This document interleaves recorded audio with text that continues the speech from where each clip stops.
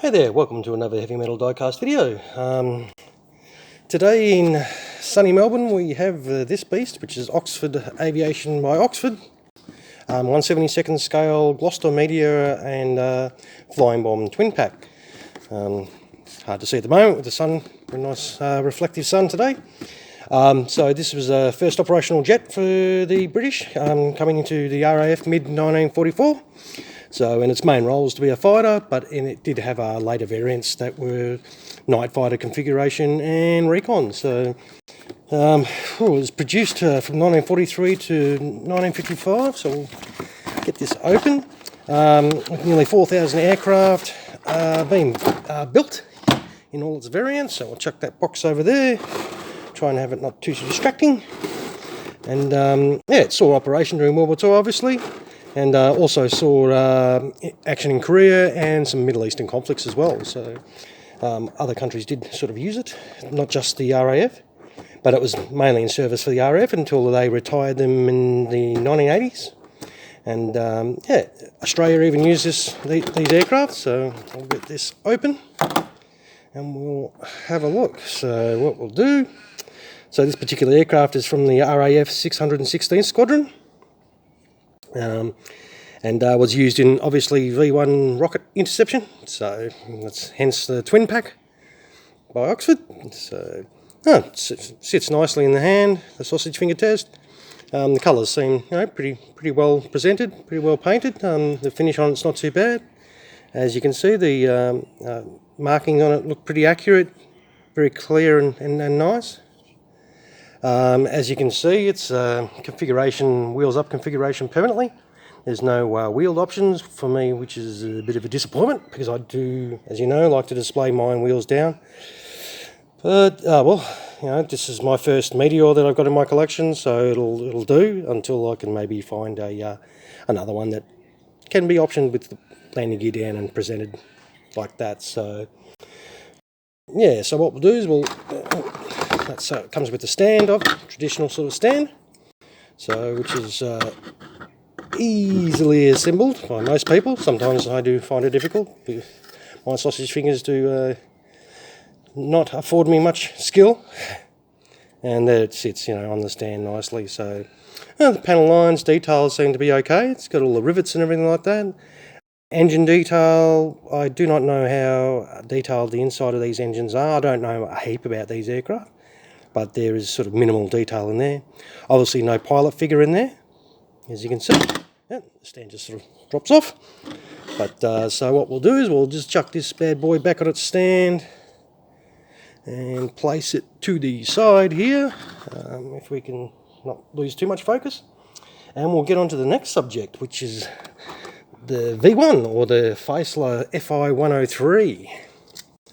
So, or the Doodlebug, as the Allies nicknamed it, or a vengeance weapon, as crazy old Adolf did sort of have some weird and wonderful ideas. The Germans having great technology advancements during World War II, but led by a crazy man. Yeah, well, there's a lot of stuff we've got now thanks to the technologies advances made during World War II. I suppose we can be thankful of that. But yeah, no, these were sort of like a pulse jet powered missile. I suppose these are the first edition of the cruise missile, and they were launched from sites in France because they had a range of 250 kilometres, so not a huge range. So they were launched against England from sites along the coast of France, and around probably over 10,000 of these missiles were launched, with probably quite a number of them intercepted by obviously the Gloster Meteors and other fighters, as well as anti-aircraft fire took a lot down. But unfortunately, a lot did hit the cities, did hit their targets, and did unfortunately kill a lot of people. But yeah, for what it is, it's die-cast body, but plastic wings. It does rattle, which is a little bit annoying. But I suppose you're not going to be going playing around like a little airplane. So. But yeah, no, it's pretty cool. So for this type of thing, it's first of its sort of kind. It was controlled with a gyro, which is, I suppose, our modern day equivalent is a, I suppose, autopilot. So, yeah. But obviously, this one too comes with a stand that I'll try and get out with this lovely plastic noise. Chuck the plastic box over there. Got plenty of room. Stand assembles the same as the other one. Has some details of the bomb or missile, and then you just chuck it on the stand like so. And there you have it. You'll have your little V-1 and your Meteor ready to rock and roll against each other. So, but they're okay. Like, they're pretty cool. Something different. Yeah, I don't think there's too many V1 diecast model options. So, no, I reckon. I paid, what was it? I think $55 for this little pack delivered. These two little twin pack by Oxford, and so I think that's not too bad for what it is. So, and we'll just pop these with the stand and have a little bit of a close look again. And yeah, so there you have it. Sausage finger sitting, as you can see, it's quite small. It sits right in the hand, and this does. It's a bit larger than my hand, so it's pretty cool. But yeah, as you can see, both these bad boys are pretty cool.